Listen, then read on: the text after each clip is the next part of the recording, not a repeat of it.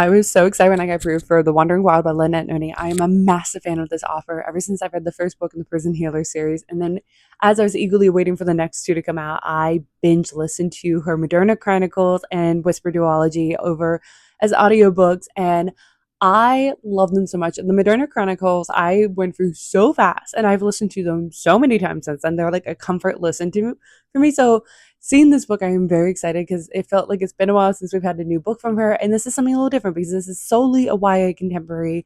There's no fantasy element besides the fact that like our male main character is a movie star, childhood movie star who did a fantasy franchise. But other than that, is a YA contemporary. The story is about a fan who had won a contest to join this survival show with the actor, child star, who pretty much is to help redeem his image after certain events. So they go on this thing that's kind of like a mix of Survivor and like Naked and Afraid, whereas like they have the expert host, they get dropped in the middle of the wilderness and he helps them along, but then things start going bad on that end, but the relationships start going good because our female main character, who used to be obsessed with this actor, recently really didn't like him and makes that kind of apparent. But as they are stuck in the wilderness, she starts to change her mind again and things develop in a very cute way.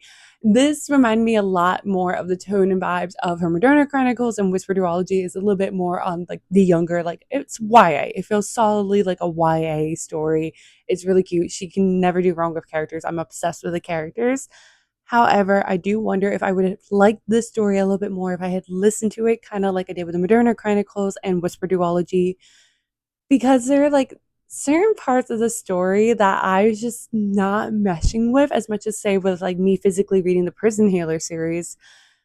One of it being that there's this particular mystery in both their backstories, and it would start being teased to us and then abruptly wouldn't tell us right before. And it didn't happen once, it didn't happen twice, it happened practically every chapter.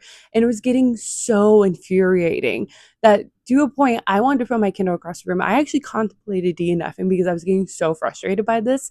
And it was just like constantly like, oh, this happened in my backstory, this happened, and this is why, but you know, it's that, and then it cuts off. And you're like, really? Really? And especially as like the one character, I guessed exactly what it was. So it was just equally frustrating.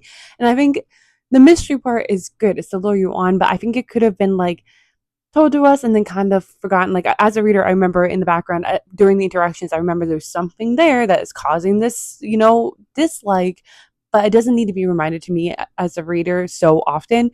But also, you could have given us an answer, maybe not the main answer, but an answer to then further or like, oh, okay, so we got a little bit of an answer, but what's the big mystery? Like lure us on like that. Like we could have gotten something instead of constantly being like, and then that, nope, nope, not yet. Like just constantly. So that was really frustrating for me, that part. And I think like things moved really fast. Like I think this could have been a longer story. Things could have slowed down a little bit in advance.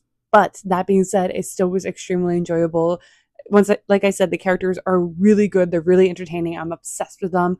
Some of the things that they go through was insane. I think like the second half of the book, once things kind of calmed down a little bit and you really got into the characters and you really got into the action, that's where like the story thrived. That was where it was best. I was, you know, buckled in a lot more during the second half of this book than more so the first half.